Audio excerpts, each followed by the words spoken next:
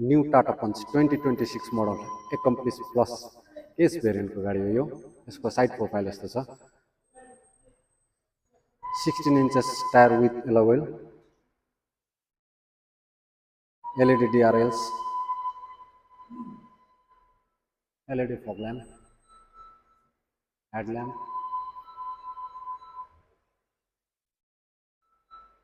Scientific colour हो यो, dual टोनमा आउँछ यो।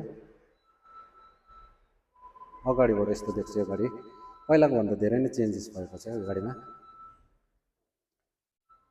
यसमा 360 डिग्री क्यामेरा पनि आउँछ, क्यामेरा यहाँ लागेको छ। With roof hills, sunroof, shark फिन एन्टिना, रिक्वेस्ट सेन्सर। इन्टेरियर चाहिँ यस्तो छ। पहिलाको भन्दाखेरि यो स्टियरिङ व्हील पनि चेन्ज भएको छ। यसमा इलिमिनेटेड लोगो थिएन। यो कन्ट्रोलर त पाउनुहुन्थ्यो तपाईले। डिजिटल इन्स्ट्रुमेन्ट क्लस्टर, हार्मोनको sound system with touch screen, one touch panel AC, 5 gear speed manual transmission हो यो।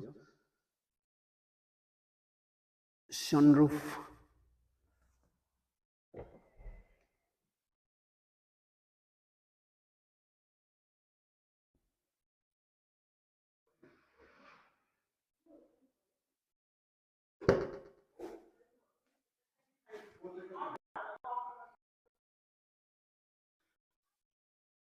Connecting tail lamp with LED।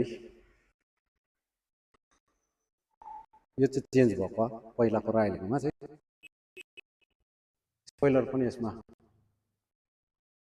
पहिलाको भन्दा राम्रोसँगले दिएको छ। Rear view camera with sensor, 362 boot space,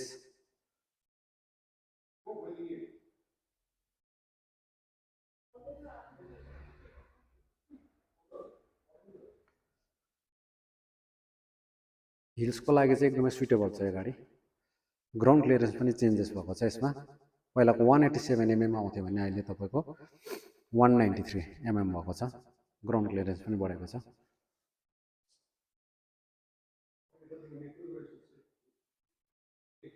so if कसै पनि इन्ट्रेस्टेड हुनुहुन्छ भने टाटा रङ्गितमा आएर तपाईले सम्पर्क गर्न सक्नुहुन्छ। सिधै मलाई पनि सम्पर्क गर्न सक्नुहुन्छ।